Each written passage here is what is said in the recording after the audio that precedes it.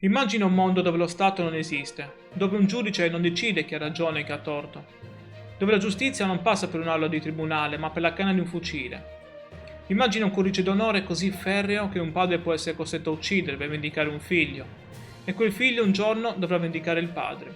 Una catena infinita di sangue che si tramanda di generazione in generazione, come un'eredità maledetta.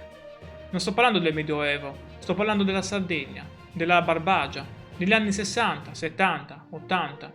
L'altro ieri praticamente. Io sono Matteo e ti ringrazio per essere qui su l'Isola Informa.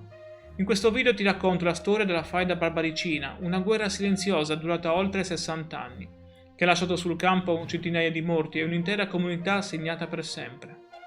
Ma non è solo la storia del passato, perché le dinamiche che hanno alimentato quelle faide sono le stesse che oggi scatenano le guerre tra bande nelle periferie delle nostre città. Resta con me, perché quello che stiamo per scoprire ci riguarda tutti, molto più di quanto pensiamo. Essendo questo un video più complesso con una lunga storia alle spalle, ci ho dedicato un video. Spero che ti vada di vederlo e se sì mi piacerebbe sapere se ti è piaciuto e conoscere il tuo pensiero. Grazie per il supporto e io ti auguro una grande giornata.